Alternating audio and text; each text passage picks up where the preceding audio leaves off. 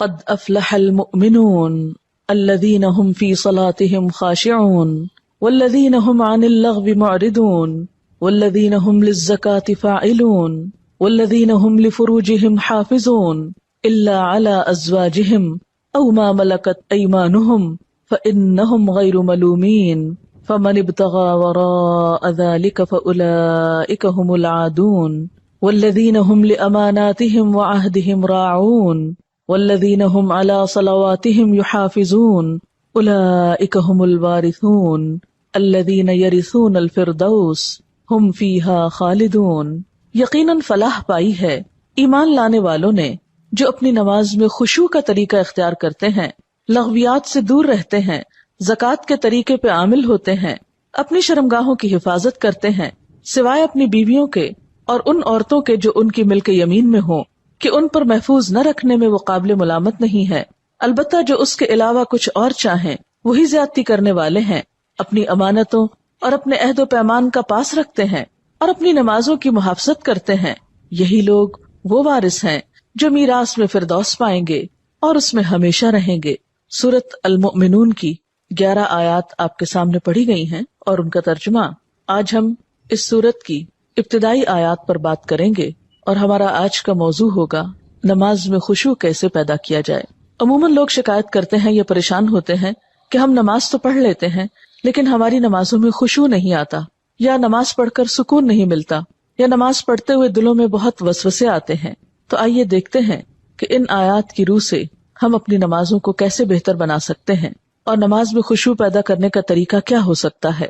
الذین هم فی صلاتهم خاشعون، وہ لوگ کامیاب ہیں جو اپنی نمازوں میں خشوع رکھتے ہیں، خشوع اختیار کرتے ہیں۔ خشوع کا لفظ خ شین عین سے ہے جس کا معنی ہے سکون، ایسی نماز جس میں سکون ہو، دل کے اندر بھی اور ظاہری حرکات میں بھی، یعنی دل میں اللہ کا خوف ہو، اللہ ہی کی محبت ہو، اللہ کی طرف دھیان ہو، اور دل کے اندر یہ احساسات اتنے گہرے ہوں کہ انسان کے ظاہری رویے میں بھی نظر آ رہے ہوں، اس کے اعضاء پر بھی ان کا اثر ہو۔ پھر خشوع کا معنی کسی کے آگے جھک جانا، دب جانا، عاجزی اور انکساری کا اظہار کرنا بھی کیا گیا ہے۔ تو گویا خشوع کا لفظ آتے ہی دل میں پہلا خیال کیا آنا چاہیے؟ سکون، ٹھہراؤ، ریلیکس، عاجزی، جھکاؤ۔ اسی لیے ہم دیکھتے ہیں کہ حضرت مجاہد کہتے ہیں کہ نظر اور آواز کو پست رکھنے کا نام خشوع ہے۔ حضرت علی رضی اللہ تعالیٰ عنہ فرماتے ہیں کہ دائیں بائیں التفات یعنی گوشہ چشم سے دیکھنے سے بچنا خشوع ہے، یعنی نماز میں کھڑے ہو کر دائیں بائیں نہیں دیکھنا، ادھر ادھر نہیں دیکھنا اور آنکھوں کے کناروں سے بھی نہیں دیکھنا۔ جو اس سے بچ جائے گویا وہ خشوع کی حالت میں ہے۔ حضرت عطا فرماتے ہیں کہ بدن کے کسی حصے سے نہ کھیلنا خشوع ہے، یعنی نماز میں بے وجہ کھجانا یا کپڑے ٹھیک کرنا، ہلنا جلنا، آگے پیچھے ہونا، کبھی ٹانگ اٹھانا، کبھی انگلیاں مروڑنا، کبھی کچھ کرنا، کبھی ایک ٹانگ پہ بوجھ ڈال کے کھڑے ہو جانا، یہ سب چیزیں خشوع کے خلاف ہیں۔ حضرت ابو ذر رضی اللہ تعالی عنہ سے روایت ہے کہ رسول اللہ صلی اللہ علیہ وسلم نے فرمایا، اللہ تعالیٰ نماز کے وقت اپنے بندے کی طرف برابر متوجہ رہتا ہے جب تک وہ دوسری طرف التفات نہ کرے، یعنی بندہ جب رب کی طرف متوجہ رہتا ہے تو رب بھی بندے کی طرف متوجہ رہتا ہے۔ جب وہ دوسری طرف التفات کرتا ہے یعنی گوشہ چشم سے دیکھتا ہے تو اللہ تعالیٰ اس سے رخ پھیر لیتے ہیں، یعنی آپ کا دھیان اگر اللہ کی طرف رہا تو اللہ کی توجہ بھی آپ کی طرف، جو ہی آپ نے ادھر ادھر منہ کیا، توجہ کی، اللہ نے بھی اپنا رخ پھیر لیا۔ نبی کریم صلی اللہ علیہ وسلم نے حضرت انس کو حکم دیا کہ اپنی نگاہ اس جگہ رکھو جس جگہ سجدہ کرتے ہو، اور یہ کہ نماز میں دائیں بائیں التفات نہ کرو، یعنی نماز کو خشوع کیا ہے؟ نگاہیں سجدے کی جگہ ہوں۔ اگر آپ اس عمل میں کامیاب ہو جائیں تو یقین مانے آپ کی نماز میں خشوع آ جائے گا۔ بہت سے لوگ یہ سمجھتے ہیں کہ شاید آنکھیں بند کر کے نماز پڑھنے سے زیادہ خشوع آتا ہے، جو کہ غلط فہمی ہے۔ ایسا کرنا پسندیدہ بھی نہیں، لگتا بہت آسان ہے کہ کچھ چیز نظر نہ آئے تو ہمارا دھیان زیادہ اللہ کی طرف ہو جائے گا، لیکن آج آپ نماز میں تجربہ کر کے دیکھیں، جو لوگ آنکھیں بند کر کے پڑھتے ہیں وہ آنکھیں کھول کر سجدے کی جگہ دیکھنا شروع کریں۔ اس میں یہ ہوتا ہے نا کہ جب ہم بچپن سے ایک طریقے پہ نماز پڑھ رہے ہیں، کبھی کسی نے ہمیں ٹوکا نہیں، کیونکہ ہم سب سے زیادہ مائنڈ اس وقت کرتے ہیں جب کوئی ہماری نماز کی اصلاح کرنا چاہے۔ عام طور پر اگر آپ لوگوں کو کسی بھی چیز سے روکیں تو وہ اتنا نہیں برا مناتے، لیکن اگر نماز کے بارے میں تھوڑی سی بات بھی کر دے تو ہائپر سینسیٹیو ہوتے ہیں، غصہ کرتے ہیں کیوں کہا. اگر مثلا کسی نے اگر دوپٹہ باریک لیا نماز میں تو اسے روکا جائے کہ نہیں یہ ٹھیک نہیں, یا اگر ٹخنے ننگے ہو رہے ہیں اور بتایا گیا, یا یہ کہ نماز کا طریقہ درست نہیں, اگر اس میں کسی نے تھوڑی سی بھی مداخلت کر دی تو ناقابل برداشت. تم ہوتے کون ہو مجھے کچھ کہنے والے. اس لیے عموماً لوگ اپنی عزت بچانے کو دوسروں کو چھوڑ دیتے ہیں. ٹھیک ہے جو چاہیں کریں, پھر کیا ہو سکتا ہے. جب کسی کو خود پرواہ نہیں, جب کوئی خود اپنی اصلاح نہیں چاہتا تو آپ کیا کر سکتے ہیں کسی کے لیے. اور بعض اوقات انڈائریکٹلی 20 بار سمجھانے کے باوجود بھی لوگ اپنا طرز عمل نہیں بدلتے. تو یاد رکھیے کہ جب تک طریقہ درست نہیں ہوگا خشوع نہیں آئے گا. تو خشوع لانے کے لیے نمبر 1 کہ سنت کے مطابق نماز پڑھنے کی کوشش کریں, اور اس میں سجدے کی جگہ پہ دیکھنا شروع کریں. نماز میں حرکت کم کریں. عموماً تو مجھے ٹیلی ویژن دیکھنے کا کبھی نہ موقع ملا ہے نہ موقع ہوتا ہے. تو اس رمضان میں جہاں ہم ٹھہرے ہوئے تھے تو وہاں پر ٹیلی ویژن تھے, تو رات کو حرم کی تراویح آتی تھی, تو مجھے بہت ہوتا تھا کہ اتنا قریب ہے ہم اور وہاں شریک نہیں ہو سکتے. تو میں اہتمام کے ساتھ تھوڑی دیر لگا کے دیکھتی تھی کہ اچھا آج کون سی آیات آ رہی ہیں, آج کیا ہو رہا ہے. تو اس میں نے خصوصی طور پہ غور کیا کہ جو امام ہوتے تھے ایسے لگتا تھا کہ پتھر کے بت ہیں جو ان کو بالکل کوئی حرکت نہیں. اور وہاں سے مجھے اپنی نماز کو چیک کرنے کا احساس ہوا کہ ایک جگہ پر نظر ہے. ہمارا حال کیا تھا, کبھی آنکھیں بند کر لیتے, اوپر سر کر رہے ہوتے ہیں, کبھی ادھر کر رہے ہوتے ہیں, کبھی نیچے کر لیتے ہیں, کبھی آنکھیں کھول لیتے ہیں, کبھی ادھر ادھر تھوڑا سا دیکھ لیتے ہیں. کیا خاک خشوع آئے گا؟ اگر آپ کسی کو خشوع کے ساتھ نماز پڑھتے دیکھیں تو آپ دیکھیں گے آپ کی نماز میں بھی آئے گا, یا آپ کے پاس اگر کوئی کھڑا ہو تو اس سے بھی آپ کو فائدہ ہوگا. لیکن اگر آپ واقعی چاہتے ہیں, کیونکہ اس تدبیر نے مجھے بہت زیادہ فائدہ دیا ہے, آنکھیں بند نہیں کرنی, آنکھیں کھلی رکھنی ہے, لیکن مسلسل سجدے ہی کی جگہ پہ دیکھنا ہے, ادھر ادھر نہیں دیکھنا, اور کم سے کم حرکت, ہلنا نہیں ہے. یہ 2 کام آپ کر لیں تو اندر بھی ٹھہراؤ آئے گا. اسی لیے خشوع کا معنی سب سے پہلے میں نے آپ کو سکون والا بتایا, سکون. اور جو اس طرح نماز پڑھے اس کی نماز کے بعد بھی اس کو ایک خاص سکون نصیب ہوگا. ہم نماز پڑھ کے بے چین اٹھتے ہیں بعض اوقات, کیا پڑھا, کبھی رونے بھی بیٹھ جاتے ہیں, کوئی فائدہ نہیں. یہ رونے دھونے سے کوئی زیادہ فائدہ نہیں ہے. یہ ایک لیم ایکسکیوز ہوتا ہے, رو کے اپنے آپ کو ہم خوش کر لیتے ہیں کہ ہم رو لیے, بس ندامت کے آنسوں نے سب غلطی دھو دی. ٹھیک ہے, اس سے دھل جاتی ہے غلطی, لیکن غلطی کی جب تک اصلاح نہ ہو تو محض رونا فائدہ نہیں دیتا, یا محض ندامت فائدہ نہیں دیتی. تو اس لیے 2 چیزوں پہ خصوصی توجہ کرنی ہے اگر چاہتے ہیں خشوع آئے. تو یہاں پر اللہ تعالیٰ فرماتے ہیں کہ صرف نماز پڑھنا ہی کافی نہیں, بلکہ نماز میں خشوع ضروری ہے. کس کے لیے؟ کامیابی کے لیے. اسی لیے آپ دیکھیے کہ ایسی جگہ پر نماز پڑھنے کو کہا گیا ہے جہاں زیادہ آس پاس موومنٹ نہ ہو. مردوں کے لیے تو بہت ہی اچھا چانس ہوتا ہے کہ مسجد میں چلے جائیں, مسجد میں سبھی نماز پڑھیں, کچھ اور تو وہاں ہو نہیں رہا ہوگا, تو اس میں خشوع پیدا ہونے کا ایک قدرتی ماحول ہوتا ہے. لیکن عورتوں کے لیے کیا پسندیدہ ہے؟ جیسے حدیث میں آتا ہے کہ گھر کے اندر والے حصے میں, یعنی جتنا عام ایکٹیویٹی والے حصے کو چھوڑ کر آپ الگ تھلگ ہو کر نماز پڑھیں اتنا ہی اچھا ہے, کیونکہ اس سے کوئی بیرونی جو انٹرفیرنس ہے یا ڈسٹریکشن کے اسباب ہیں وہ نہیں رہیں گے, تو آپ کے لیے آسانی ہو جائے گی. تو جب ہم سکون کے فارمولے پہ عمل کریں گے تو لازمی طور پر پھر ہم نماز میں کچھ اور چیزوں کا بھی خیال رکھیں گے جو عموماً دیکھا گیا ہے کہ لوگ ان کا خیال نہیں رکھتے. تو کن چیزوں سے پھر بچنا ہے؟ مثلاً نمبر 1 ہلنا نہیں, نمبر 2 مختلف سمتوں میں جھکنا نہیں. کیسے؟ یعنی کہ کبھی دائیں ٹانگ پہ کھڑے ہو جائیں, کبھی بائیں ٹانگ پہ کھڑے ہو جائیں, یہ نہیں کرنا. ٹھیک ہے, اگر شروع میں آپ کو بہت لمبی نماز کی عادت نہیں تو مختصر پڑھنا شروع کریں, لیکن ہلے بغیر. کپڑوں کو بار بار سمیٹیں نہیں, نہ ان کو جھاڑیں. ایسا دوپٹہ یا ایسا لباس نہیں پہنے کہ جو بار بار گرے اور بار بار آپ اس کو سمیٹنے میں مصروف ہوں. پھر اسی طرح جائے نماز کو درست طریقے پہ بچھائیں, یہ نہیں کہ نماز کے بیچ میں ہی آپ اسے ٹھیک کرنا شروع کر دیں. ایسی جائے نماز پہ کھڑے مت ہو کہ جو ہر دفعہ میں اکٹھی ہو جائے اور ہر دفعہ میں آپ اس کو سیدھا کر رہے ہیں. پہلے جو کھجور کے درختوں کے پتے ہوتے تھے ان کے جو جائے نماز ملتے تھے, اگر آج آپ کو میسر ہو اور اس پر نماز پڑھنے کی کوشش کریں تو آپ دیکھیں گے خشوع میں اضافہ ہوگا. بالکل ایک نیچرل میٹ ہوتا ہے نا, اس کی اپنی خوشبو بھی ہوتی ہے اور وہ اکٹھا نہیں ہوتا, اور اس پر آپ کے ہاتھ پاؤں سب جم جاتے ہیں. یہ جتنی مخملی جائے نمازیں آ گئی ہیں اتنی ہی نماز میں خشوع ختم ہو گیا. کبھی پاؤں پھسل رہے ہوتے ہیں, کبھی ہاتھ پھسل رہے ہوتے ہیں. جس چیز پر آپ نماز پڑھتے ہیں اس کو بھی درست کرنے کی ضرورت ہے, وہ بھی مددگار ہے. اسی لیے آپ صلی اللہ علیہ وسلم نے نماز کے وقت سامنے نقش و نگار اور جائے نمازوں کے اوپر نقش و نگار اور ان چیزوں کو ناپسند کیا ہے, کیونکہ یہ بھی نماز میں خلل انداز ہوتے ہیں. پھر اسی طرح تن کے بھی نہیں کھڑے ہونا چاہیے, یعنی بہت اکڑ کے نہیں کھڑے ہوں, بلکہ نارمل نیچرل ریلیکس طریقے سے کھڑے ہوں. بہت اونچی قرات نہ کریں. مثلاً اگر آپ تہجد میں یا نفل کسی میں ذرا سا زیادہ تلاوت کرنا چاہتے ہیں، بہت چیخ چلا کے نہیں کریں، یا کہیں آپ امامت کرا رہے ہیں تو اس صورت میں بھی قرات میں عاجزی ہونی چاہیے، کیونکہ وہ بھی خشوع میں اضافہ کرے گی۔ اسی طرح گا گا کر تلاوت کرنا یہ بھی درست نہیں، مصنوعی تکلف سے تلاوت کرنا، پھر اسی طرح نماز میں جمائیاں لینا اور لیتے چلے جانا، نہیں، ان کو کنٹرول کریں۔ اسی طرح جلدی جلدی کرنا، کیونکہ خشوع کیا ہے؟ سکون، اور سکون میں کیا ہے کہ آپ جب قیام کریں تو ہلنا بند کر دیں، رکوع کریں تو اتنی دیر رکوع کریں کہ جسم ہلنا بند کر دے، رکوع سے جب اٹھیں تو کھڑے ہو کر دوبارہ اتنا کھڑے ہوں کم از کم کہ آپ کا جسم ہلنا بند کر دے، پھر جب آپ سجدے میں جائیں ٹک جائیں اور اس وقت سر اٹھائیں جب تسبیحات پوری ہو چکی ہوں اور ہلنا بھی ختم ہو چکا ہو۔ یہ نہیں کہ آپ ایک کانسٹنٹ موومنٹ میں کھڑے ہوئے تو رکوع میں ہلتے ہلتے پھر کھڑے ہو گئے، پھر سجدے میں ابھی ہلنا بند نہیں تو پھر کھڑے ہو گئے اور پھر واپس پلٹ گئے۔ یہ ماری ماری نماز جو ہے جلدی کی، اس سے قطعاً خشوع نہیں آتا۔ خشوع کے لیے آپ کو ٹھہر ٹھہر کر آہستہ نماز پڑھنی ہوگی۔ اسی طرح اگر کوئی چیز نماز میں اذیت دے رہی ہو تو اس کو ہٹانا ضروری ہے، کیونکہ بعض اوقات جب ہم کہتے ہیں نا سکون اور ٹھہر جانا، تو اس میں ہم ایسا ٹھہرتے ہیں کہ کوئی چیز اگر ہمیں اس میں پریشان کر رہی ہے، چبھ رہی ہے، یا کوئی خارش ہو گئی یا کچھ، تو ہم اس کی طرف بھی توجہ نہیں دیتے، نتیجہ کیا تو کچھ سمجھ نہیں آتا پڑھ کیا رہے۔ تو یہ ان نیچرل قسم کا سکون بھی طاری نہیں کرنا، اس میں کوشش کریں کہ کم سے کم موومنٹ سے اس سبب کو دور کر دیں۔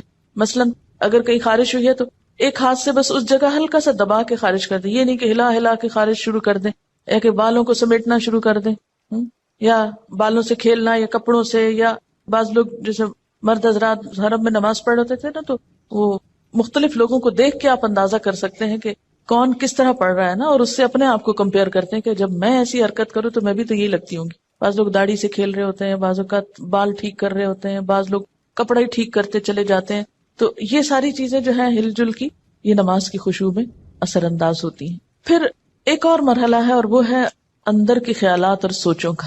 بہت سے لوگ اس پر پریشان ہوتے ہیں۔ اگر آپ اس طریقے پہ عمل کریں گے، سجدے والی جگہ پہ دیکھنا ذرا شروع کریں، آپ دیکھیں گے خیالات کم ہو جائیں گے۔ بہرحال ہر شخص کا اپنا اپنا حساب ہو سکتا ہے، مجھے اس سے بہت فائدہ ہوا ہے، کیونکہ اللہ کے رسول صلی اللہ علیہ وسلم کی کوئی بات بھی حکمت سے خالی نہیں۔ تو خیالات دو طرح کے ہوتے ہیں، ایک ہوتا ہے خیالات کا آنا اور ایک ہوتا ہے خیالات کا لانا۔ آنے والوں کو تو آپ روک نہیں سکتے، پاسبل ہی نہیں، اور ایک ہوتا ہے خود انوائٹ کرنا، کسی کو بلانا، دعوت دینا، اس کو آپ بہرحال کنٹرول کر سکتے ہیں۔ اب جو بن بلائے آ جاتے ہیں ان کو آنے دیں، ان کو آپ اگنور کر دیں، کیونکہ ہمارا دماغ ایسی چیز ہے کہ جو کانسٹنٹلی کام کرتا ہے، رکتا نہیں ہے۔ آپ سو رہے ہوں تب بھی وہ خوابیں دیکھتا رہتا ہے، آپ جاگ رہے ہوں، آپ کسی سے بات کر رہے ہوں تو ضروری نہیں کہ آپ کی پوری توجہ وہاں ہو۔ بہت دفعہ ایسا ہوتا ہے کہ بات کرتے ہوئے آپ کا دھیان وہاں بھی ہوتا ہے اور کہیں اور بھی ہوتا ہے۔ تو ان تمام چیزوں پر جو خیالات تو خود بخود آ رہے ہیں وہ آتے رہیں گے، اس کو نہیں آپ روک سکتے۔ مثلا کانوں کے اوپر تو آپ کیا کرتے ہیں، ہاتھ رکھ سکتے ہیں، آنکھوں کو بند کر سکتے ہیں، زبان بند کر سکتے ہیں، لیکن دماغ کے خیال کا کیا کریں؟ کوئی ڈھکنا نہیں دے سکتے، کوئی سوئچ نہیں آف کر سکتے، وہ تو خدا نخواستہ آف ہوا تو پھر تو گئے، آن نہیں ہو سکتا پھر۔ اب یہ بڑی مشکل ہے، اس لیے ان کے پیچھے نہ پڑے، ان کو زیادہ سوچے نہ، ان کو اہمیت نہ دے، ان کو اپنے اوپر حاوی نہ ہونے دے، ان کا تذکرہ نہ بہت زیادہ کریں۔ یہ کچھ لوگوں کو میں نے دیکھا وہ ہر ایک کو لے کے بیٹھ جاتے ہیں، میں کیا کروں، میرے تو خیال بہت آتے ہیں نماز میں۔ کسی کے پاس کوئی جادو کی چھڑی نہیں کہ جو ایک آپ کو لگائے گا اس وقت اور آئندہ آپ کے خیالات نہیں آئیں گے، اس لیے آپ ان کا تذکرہ زیادہ نہ کریں، just take it easy, normal لیں، تو ہوتا ہی ہے تو آئیں گے، لیکن یہ نہ کریں کہ کوئی ایک خیال آ گیا ہے تو پھر اس کے آگے اور سوچیں، مثلاً اپنے کاموں کی پلاننگ وہاں کھڑے ہو کے شروع کر دیں، اور فرض نمازوں میں ایسا نہیں ہو سکتا، ایسا نہیں کیا جا سکتا۔ نفل میں اگر ہو جائے، جیسے حضرت عمر رضی اللہ تعالیٰ عنہ جو فوجوں کو ترتیب دینی ہوتی تھی تو نفل نماز شروع کر دیتے تھے، تو نوافل کی حد تک ٹھیک ہے لیکن فرض میں نہیں۔ پھر آپ دیکھیے کہ اگر آپ بدل بدل کے صورتیں پڑھیں گے، قرآن پاک کا کچھ حصہ ساتھ ساتھ یاد کرتے رہیں گے، تو آپ دیکھیں گے کہ اس سے بھی فرق پڑتا ہے، چینج سے یکسوئی آتی ہے۔ مثلاً ایک جگہ آپ کھڑے ہیں یا ایک جگہ آپ کام کر رہے ہیں تو بعض اوقات آپ کام نہیں کر پاتے اور بار بار آپ کو خیالات تنگ کرتے ہیں۔ اپنی پڑھائی کے دوران بھی آپ نے دیکھا ہوگا، آپ تھوڑی سی پوزیشن چینج کر لیتے ہیں، جگہ بدل لیتے ہیں، اٹھ کے جا کے پانی پی کے آ جاتے ہیں یا کچھ، تو اس سے پھر فرق پڑ جاتا ہے۔ اسی طرح اگر آپ تلاوت یعنی قرآن پاک کا وہ حصہ جو نماز میں پڑھ رہے ہیں، اگر آپ اس کو تبدیل کرتے رہیں تو فائدہ ہوگا۔ اس کے لیے طریقہ کیا ہو، کیونکہ آپ نے دیکھا ہوگا کچھ قرآن پاک آپ نے یاد کیا پھر وہ آپ کو بھولنے لگا، کوئی صورت اگر کچھ دن تک نہیں پڑھی، اگلے دن نماز میں پڑھنے کھڑے ہوئے وہ اٹکنا شروع ہو گیا، آپ نے تنگ آ کے چھوڑ دی۔ ایسی چیزیں بہت نیچرل ہوتی ہیں. اس کا علاج کیا ہے؟ ایک پاکٹ سائز کا چھوٹا سا قرآن پاک کا نسخہ جو ہے وہ نماز کے وقت میں قریب رکھ لیں. میں نے ایک باسکٹ سی بنائی ہوئی. تو آپ کیا کریں، دعاؤں کے کارڈز، تسبیح اور جو قرآن پاک کا نسخہ، اگر آپ چشمہ لگا کے پڑھتے ہیں تو چشمہ، یہ ساری ضروری چیزیں جو ہیں اس کے اندر موجود ہوں. وہ آپ اپنے بیڈ روم میں، اپنے وارڈ روم میں کہیں ایک جگہ پر اس کو رکھ لیں. جو ہی نماز پڑھنے لگے جائے نماز بچھائی اور اٹھا کے وہ ٹوکری پاس رکھ لی. اچھا سنت پڑھ لی آپ نے، اب آپ نے ارادہ کیا کہ میں آج فلاں سورت پڑھوں گی اور آپ کو بھولی ہوئی ہے یا آپ سمجھتے ہیں کہ آپ کو یاد دہانی کی ضرورت ہے. کئی کئی جگہ ہوتے ہیں نا وہ شبے پڑ جاتے ہیں. تو آپ کیا کریں، شروع کرنے سے پہلے 1 سیکنڈ کے لیے ان جگہوں پر دیکھ لیں، اس کو پھر رکھ لیں، پھر آپ نماز پڑھیں. آپ انشاءاللہ وہ سورت بہتر طور پر پڑھ پائیں گے. جب آپ پڑھیں گے تو آپ دیکھیں گے کہ آپ کی واقعی نماز میں خوشی پیدا ہوگی، کیونکہ کچھ عملی تدابیر بھی ہوتی ہیں کہ یکسوئی والی جگہ ہو لیکن ساتھ ایسی چیزیں موجود ہوں. مثلا اگر آپ نوافل پڑھ رہے ہیں اور آپ تھک گئے ہیں بیچ میں، تو بجائے اس کے کہ اپنے اوپر زور زبردستی کر کے پھر کھڑے ہو جائیں، آپ بیچ میں تھوڑا بیٹھ بھی سکتے ہیں، یا یہ کہ سلام پھیر کر آپ دعاؤں کا کارڈ نکالیں، کچھ دعائیں پڑھ لیں. اس میں آپ ریلیکس بھی ہو جائیں گے اور ساتھ یہ ہے کہ دعائیں بھی مانگی جائیں گی اور اگلے 2 نفل جو ہیں وہ زیادہ یکسوئی کے ساتھ پڑھے جائیں گے. تو اس طرح کی کچھ عملی تدابیر جو ہیں وہ آپ کی نماز کو اچھا کر دیتی. اسی طرح اگر ماحول کو تھوڑا اور خوشگوار بنائیں، مثلا یہ کہ جا نماز کے اوپر اگر آپ تھوڑا سا عطر لگا لیں، یا یہ کہ آپ اس کو جھاڑ پٹک کے رکھیں، کچھ عرصے بعد اس کو دھو لیں، صاف کر لیں.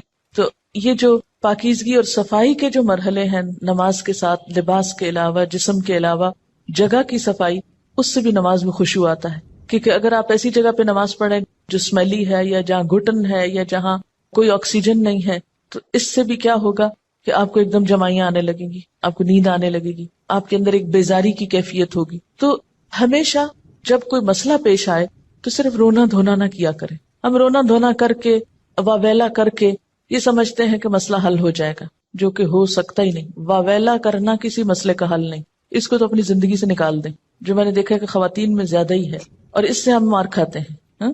یعنی کوئی مسئلہ پیش آیا، ہائے کیا کروں، ہائے کیوں ہو گیا، ہائے، یہ سب نکال دیں. مسئلہ پیش آنے پر، مسئلہ نماز میں خشوع نہیں، مسئلہ پیش آ گیا، مسئلہ پیش آنے پر مسئلے کو پہچانے، اس کے اسباب جانے، یعنی مسئلے کو آئیڈینٹیفائی کرے. پہلے یہ ہے مسئلہ، خشوع نہیں آ رہا، پہچانے وجوہات کیا ہیں، کیوں نہیں آ رہا. 1 وجہ کہ جگہ ٹھیک نہیں، 2 وجہ کہ قرآن یاد نہیں، 3 وجہ کہ آس پاس شور ہے، وغیرہ وغیرہ وجوہات معلوم کر لیں.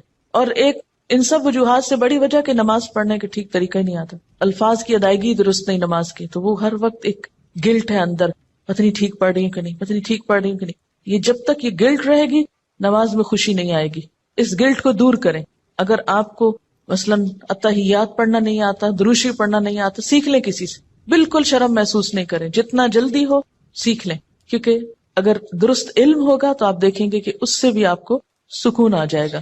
سارے مسائل کی وجوہات جانیں اور پھر ایک ایک کر کے وجہ کو دور کرنے کی کوشش کریں. اگر آپ سمجھتے ہیں کہ وجہ دور آپ سے خود نہیں ہو رہی تو کسی سے مشورہ کر لیں کہ اس مسئلے کا حل کیا ہو سکتا ہے. لیکن مسئلے کو سب سے پہلے آپ خود پہچانیں.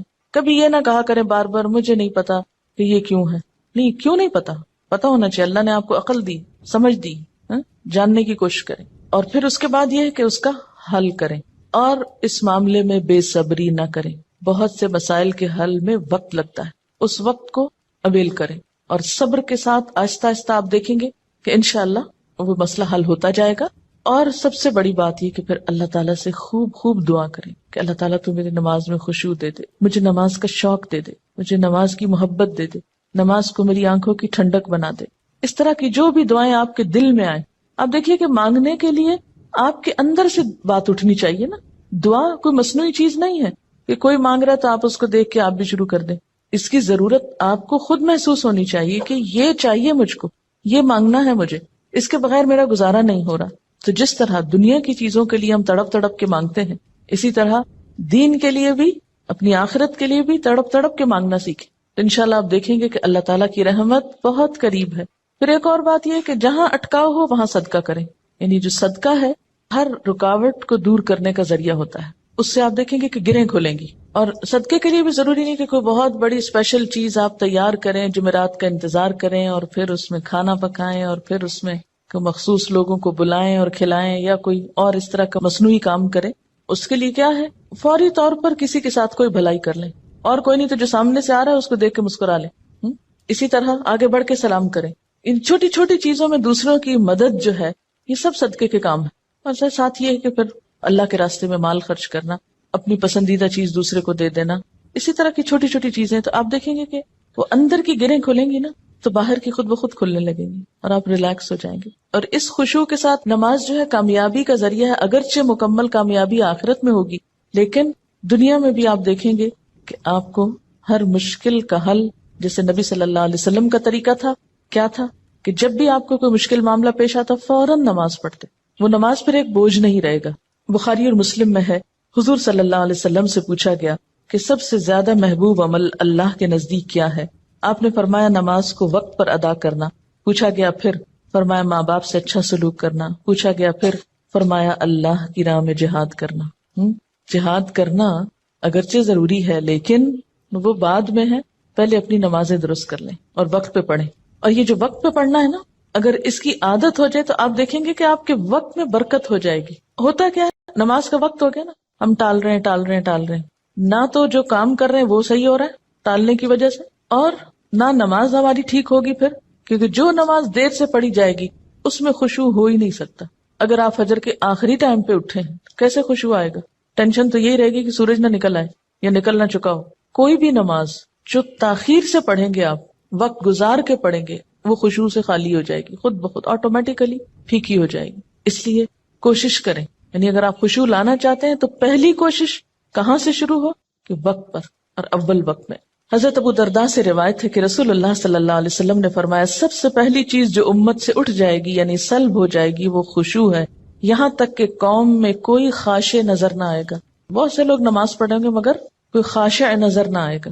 حدیث میں آتا ہے ایک مرتبہ نبی صلی اللہ علیہ وسلم نے ایک شخص کو دیکھا کہ نماز پڑھ رہا ہے، ساتھ ساتھ داڑھی کے بالوں سے کھیلتا جا رہا ہے.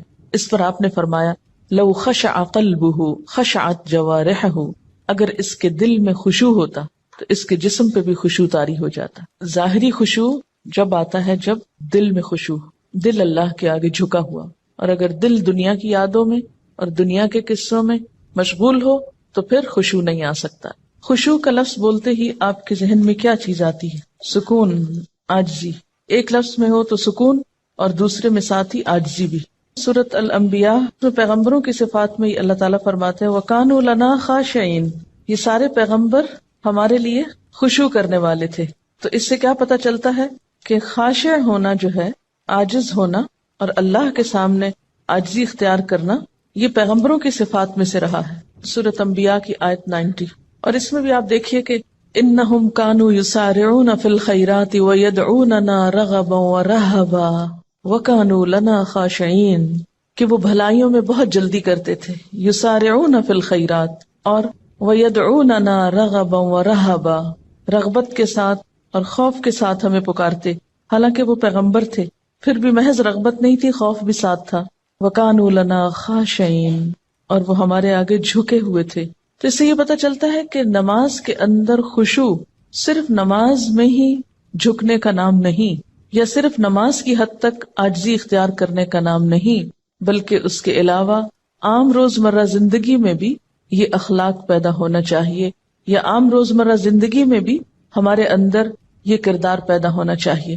اب جب سکون کی بات ہوئی کہ کانوا لنا خاشعین، اور خشوع کا معنی اگر سکون کیا جائے اور عاجزی کیا جائے تو عملی زندگی میں کہاں کہاں یہ نظر آئے گا اور کس کس طرح ہوتا یہ کہ جب ہم نماز میں لطف اٹھاتے ہیں تو ایک نماز کا اچھا پڑھنا آئندہ کی نماز کے لیے خود بخود انتظار کی کیفیت پیدا کر دیتا ہے نا، کیونکہ آپ نے اس کو انجوائے کیا ہوتا ہے. اور اگر ایک نماز آپ نے خراب پڑھی تو اس کے بعد دل پہ بوجھ پڑتا ہے، اس بوجھ سے گلٹ آتی ہے اور پھر انسان کہتا ہے کیا فائدہ، پتہ نہیں پچھلی کا کیا بنا، اب اگلی کیا پڑھوں. بس وہ ایک پھر ڈگمگانے کی اور کشمکش کی کیفیت پیدا ہو جاتی. تو ہر نماز اپنی جگہ اہم ہے اور ہر نماز کے اندر ایسی کوشش ضروری ہے جو اگلی نماز کے لیے ایک تیاری بن جائے یا ایک گراؤنڈ پریپیئر کر دے یا اس کے لیے ایک بنیاد بن جائے. وہ خشوع صرف نماز میں ہی تو نہیں رہتا نا. نماز میں کیفیت طاری ہوئی، اس کے بعد آپ عام زندگی میں لوگوں سے معاملہ کر رہے ہیں تو اب اس میں کچھ کنٹینیوٹی ہونی چاہیے نا. ٹھیک ہے اس لیول کی تو نہیں، لیکن اس کا اثر زندگی کے دوسرے معاملات پر بھی پڑنا چاہیے، کیونکہ نماز جو ہے یہ ہماری پوری شخصیت کو ریفارم کرتی ہے، اس کی اصلاح کا سبب بنتی ہے. نماز کے اندر کی کیفیات باہر پر اثر انداز ہوتی ہیں، ٹھہراؤ آنے لگتا ہے نا. کسی کا کمنٹ ہے، 2 چیزیں اگر ہم خود میں پیدا کر لیں تو دین کے کام میں آسانی ہو جاتی ہے. ہر ماحول میں پرسکون بیٹھ کر دیکھنا اور ہر عادت اور طبیعت کے لوگوں سے ملنا اور نارمل رہنا. یہ ہے وہ تاثیر جو نماز کی خشوع سے آپ کے معاملات پہ پڑتی ہے نا. یہ لکھتی ہے کہ 2-3 مواقع جن کا مجھے تجربہ ہوا. ایک تو یہ کہ قریبی رشتہ دار کے انتقال پہ جانا ہوا. کچھ بتانے کی کوشش کی لیکن ایک معتبر خاتون نے سختی سے خاموش کرا دیا. میں نے اپنا قرآن لیا، پڑھتی رہی، سوچتی رہی اور واپس آ گئی. سوئم پہ گئی تو کتاب میرا جینا میرا مرنا ساتھ لے گئی. خالی صفحات پہ اپنا پیغام ہمدردی لکھا اور یہ کہ جو بھی یہ کتاب پڑھے دوسروں کو بتائے اور مرنے والے کے لیے مغفرت کی دعا کرے. یہ چھوڑ کر آ گئی، یعنی میسج کے ساتھ کتاب. 2 مہینے بعد فون آیا ان کی بہو کا کہ جو بھی لوگ دوسرے شہروں سے آئے ہیں میں نے پڑھ کر کتاب سنائی ہے، ہر کوئی کتاب کا مطالبہ کر رہا ہے، جتنی کتابیں انہوں نے مانگی بھجوا دی. لے جانے والے نے بتایا کہ ہر کوئی یہ کتاب لینا چاہ رہا ہے اور میری بیوی ہر ایک کو کتاب سناتی ہے. کام ہو گیا. اگر یہ اس معتبر خاتون کی بات نہ مانتی اور اس وقت الجھ پڑتی تو اس صبر کا یہ جو پھل ملا ہے یہ نہ ملتا. کہتے ہیں نا صبر کا پھل میٹھا ہوتا ہے. اس وقت تو بہت سخت تکلیف سے گزرتا ہے انسان، اور ہم عام طور پر جھلا اٹھتے ہیں کہ نہیں مجھے تبلیغ کا موقع نہیں ملا اور اتنا اچھا موقع چلا گیا. ایک تو یہ کہ اللہ تعالیٰ کے فیصلوں کو اگر قبول کرنا آ جائے نا ہمیں تو زندگی پر لطف ہو جائے. موقع مل گیا الحمدللہ، نہیں ملا تو اس میں بھی کوئی مصلحت ہوگی ضرور. میں اس حال پہ بھی راضی ہوں. میں نے کوشش کر لی، اگر چانس نہیں ملا کوئی بات نہیں، لیکن کوشش نہیں چھوڑی. جب ہم جھلا اٹھتے ہیں اور اپسیٹ ہوتے ہیں تو اس میں نقصان کیا ہوتا ہے کہ ہم پازیٹیولی کام کرنا چھوڑ دیتے ہیں، کوشش ترک کر دیتے ہیں. جب کوشش چھوڑتے ہیں تو اگلا نیکی کا موقع ختم ہو جاتا ہے. اور کوشش پر آمادہ رہنا اور صبر کی کیفیت بھی دراصل خشوع سے آتی، کیونکہ نماز بھی تو صبر کا نام ہے نا. یعنی آپ نے بولنا نہیں، آپ نے ادھر ادھر نہیں دیکھنا، آپ نے ہلنا نہیں. میں تو سمجھتی ہوں کہ ہلنے سے رکنا سب سے بڑا صبر ہے نماز کا. ورنہ باقی جتنی بھی کیفیات آتی ہیں نا ان سب کو ہم ہل جل کے وہ بیلنس کر لیتے ہیں. یعنی نیند آئی ہے، اونگ آئی ہے اور کوئی بوریت ہوئی ہے کچھ، تو وہ ہل کے آگے پیچھے کر کے جھوم جھام کے آنکھیں بند کر کے تھوڑا ریلیکس کر کے تو وہ جو کیفیت طاری ہونی چاہیے تھی وہ ہونے نہیں دیتے. ان کا ایک اور تجربہ ہے، لکھتے ہیں کہ اسی تجربے کے بعد، یعنی جس تجربے کا انہوں نے پیچھے ذکر کیا ہے، جب 2-3 منٹ ملے کچھ نہ کچھ کارڈ پر لکھ کر رکھ لیتی ہوں. چونکہ یہ پریکٹیکل ٹپس ہے نا تبلیغ کی، اس لیے میں اس کو آپ سے شیئر کرنا چاہتی ہوں. اور جہاں جاؤں لے جاتی ہوں. اس وقت نہ بھی لوگ پڑھیں تو بعد میں ضرور پڑھتے ہیں. اب مثلا نے بنایا کہ وما قدر اللہ حق قدری ہی، اللہ تعالیٰ کا شکوہ، اور اندر لکھا ہوا ہے اللہ تعالیٰ کا بندوں سے شکوہ، اور نہیں انہوں نے قدر کی اللہ کی جیسا کہ حق ہے اس کی قدر کرنے کا. فرمایا میں اور جن و انس عجیب معاملے پہ ہیں. پیدا میں کرتا ہوں، عبادت کسی اور کی، رزق میں دیتا ہوں، احسان مند کسی اور کے، صحت اور قوت میں دیتا ہوں، شکر گزار کسی اور کے. اب یہ شرک کی نفی کا ایک پیغام ہے. تو اسی طرح اگر آپ کہیں پر بھی ہیں اور گفتگو شروع ہوتی تو آپ کیا کہہ کے انٹروڈیوس کرائیں گے؟ یہ کارڈ ہے میں نے بنایا، مجھے یہ آج بہت اچھی لگی، آپ بھی پڑھ کے دیکھیں. بہت اچھے انداز میں، ہلکے پھلکے انداز میں. لیکن اگر آپ کے اپنے بیگ میں کوئی چیز نہیں دینے کو، محض باتیں ہی ہیں، تو وہ شاید اتنی افیکٹو نہ ہو. اور یہ جہاں رہ جائے گا، جہاں کوئی پڑھے گا کچھ نہ کچھ ضرور سوچے گا. اور ایک چھوٹا سا ہلکا سا میسج ہے جس میں کچھ خرچ بھی نہیں آتا. آنکھیں کھول کے جو نماز پڑھنا ہے، اگر اس پر غور کیا جائے تو نماز اصل میں کیا ہے؟ اللہ تعالیٰ سے ملاقات ہے. اگر کسی سے ملاقات کے وقت آپ آنکھیں بند کر لیں تو اسے دیکھ کر کیا محسوس ہوگا؟ یعنی ذرا امیجن کریں نا کہ آپ کسی سے مل رہے ہیں اور کوئی شخص آپ کو دیکھ ہی نہیں رہا، یا سر نیچا اس طرح کیا ہوا ہے کہ کوئی اس کے ساتھ آپ کا کانٹیکٹ فیل ہی نہیں ہو رہا. تو اسی طرح اگر ہم اللہ تعالیٰ کے آگے کھڑے اور آنکھیں بند کر کے کھڑے، اور آپ یقین کیجئے کہ جو ہی آپ آنکھیں بند کرتے ہیں نا تو آپ اپنے خیالوں میں خود بخود کھونے لگتے ہیں. وہ ایک ریلیکسیشن کی کیفیت ہوتی ہے نا فوراً. حتیٰ کہ میں نے یہ تک تجربہ کیا ہے کہ اگر میں نے سجدے پر نگاہ اگر کانشیسلی نہیں رکھی، ذرا سی نگاہیں پھیری تو یوں لگا جیسے گئے. یعنی اگر غور سے سجدے کی جگہ کو فالو کیا جائے تو اس کا ایفیکٹ اور ہے. اور اگر ذرا سی بھی نگاہیں جیسے ہوتی ہے نا کہ فوکس نہیں رہتی اور آپ ادھر ادھر ذرا سے ان کو ڈھیلا کر دیتے ہیں تو اس سے بھی ایک دم یوں لگتا ہے شیطان نے اچک کے لے لیا اپنا حصہ، فوراً خیال بھٹکنے لگتا ہے. یعنی آنکھیں بند کر کے اگر آپ اپنی پوزیشن پہ بھی غور کریں، ابھی تجربہ کر کے دیکھ لیں تو آپ دیکھیں گے کہ آپ اپنے بارے میں بھی لاسٹ ہو جائیں گے کہ آپ کی پوزیشن کیا ہے. تو کسی سے ملاقات کے وقت آنکھیں بند کر لینا یہ ملاقات کے ادب کے خلاف ہے. تو اللہ تعالیٰ کے سامنے جب انسان کھڑا ہو تو ایک اچھے حال میں کھڑا ہو. انسان کے اندر جب بے سکونی ہوتی ہے تو انسان پھر سکون لغویات میں تلاش کرتا ہے، پھر وہ لغو کی طرف مائل ہوتا ہے. لیکن جب اپنے ذات کے اندر ٹھہراؤ آ جاتا ہے، سکون آ جاتا ہے، تو پھر کیا ہوتا ہے؟ انسان کو ایسی چیزوں سے دلچسپی نہیں ہوتی، اس کا اس میں پھر دل ہی نہیں لگتا. نماز میں جب آپ سجدے کی جگہ پر دیکھتے ہیں تو اس میں آپ کا جو اپنی پوزیشن ہے وہ بھی بہت بیلنسڈ ہو جاتی ہے. نہ تو آپ بہت زیادہ سر جھکا بیٹھتے ہیں، نہ آپ سر زیادہ اٹھا سکتے ہیں، یعنی بالکل ایک صحیح اینگل پہ آپ جا کے ادب اور احترام کے ساتھ کھڑے ہوتے ہیں. انسان کے اندر اللہ نے یہ رکھا ہے عبادت کا جذبہ اور جھکنے کا، لیکن انسان کی جو انا ہے اور سرکشی ہے وہ اس کو ختم کر کے رکھ دیتی. اصل میں نماز میں ایک طرح سے وہ آپ کی ایکسرسائز ہو رہی ہوتی ہے نا، سکون سے کام کرنے کی بھی، کیونکہ موجودہ دور کی جو زندگی ہے اس میں ہر طرف حرکت ہی حرکت ہے، شور ہی شور ہے، ہنگامہ ہے. آج کے دور کی زندگی ایک فاسٹ لائف ہے نا، ایک ہنگامہ خیز زندگی. اس میں شعوری سکون حاصل کرنے کے یا شعوری سکون کی کیفیت طاری کرنے کے موقع بہت کم آتے ہیں. ایک ہوتا ہے نا کہ نیچرلی آپ کو ایک انوائرنمنٹ مل جائے پیسفل. نماز بھی آپ پڑھتے ہیں تو آپ کو محنت لگتی ہے سکون طاری کرنے کی، اپنے اندر ایک خاموشی اور ایک ٹھہراؤ پیدا کرنے کی. تو جب نماز کے اندر آپ کنسنٹریشن اختیار کرتے ہیں یا کنسنٹریشن لانے کی پریکٹس کرتے ہیں تو اس سے آپ کی زندگی میں جو دوسرے کام ہیں ان میں بھی آپ کو کنسنٹریٹ کرنے کا بہتر موقع ملتا ہے. یعنی ایک کنسنٹریشن ایکسرسائز بھی ہے یہ. بہت سے طالب علم کیا یہ سوال نہیں کرتے کہ ہم پڑھتے ہیں لیکن ہمارے خیالات ہی ادھر ادھر بھٹکتے رہتے ہیں؟ اس لیے کہ ہمیں بچپن سے ایسی کوئی ایکسرسائز کرائی ہی نہیں گئی. بچوں کو جب ہم نماز شروع کراتے ہیں تو ہم صرف اس پہ ہی خوش ہو جاتے ہیں کہ وہ 2-4 سجدے ڈالنے لگ گئے ہیں، یہ نہیں کوشش کرتے کہ ان کو اس طرح سکھائیں. اگر آپ سب اپنے اپنے گھر میں یا آس پاس جو بھی ہو بچوں کو نماز پڑھتا دیکھے، صرف پیار سے تھوڑی سی بات کریں کہ نماز میں آپ نے صرف اس جگہ دیکھنا ہے. میرے خیال ہے کہ بچوں کے اندر بھی جو ہائپر ایکٹیویٹی ہے، ہر وقت اچھل کود ہنگامہ، اس کو بھی اس طرح کنٹرول کیا جا سکتا ہے کہ اگر دن میں 5 دفعہ وہ ٹک کے ایک جگہ چاہے چند لمحوں کے لیے ہی وہ دیکھیں ایک خاص مرکز پر. آپ کو پتا کہ ہپنوٹائز کرنے کا طریقہ کیا ہوتا ہے؟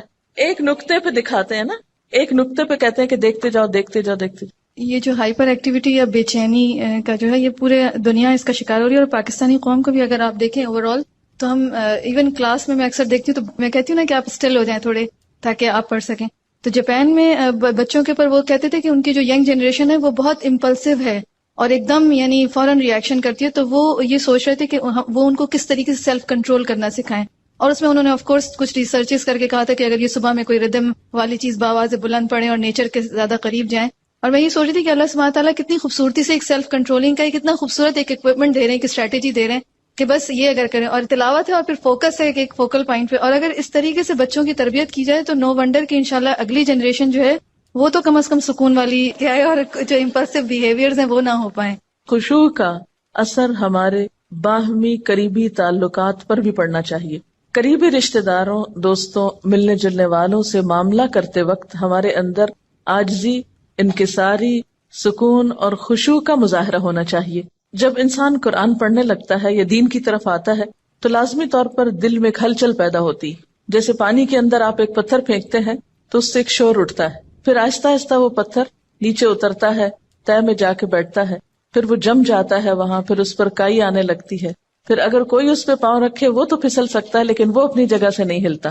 تو بالکل اسی طرح ہمارے اندر بھی ایک ایسا سکون اور ایک ایسی کیفیت آنی چاہیے کہ ہم کسی کی بات کے جواب میں کسی کے ساتھ معاملہ کرتے وقت ایسا نیگیٹو ریئیکشن شو نہ کریں کہ دین کی ایک بدترین مثال پیش کریں.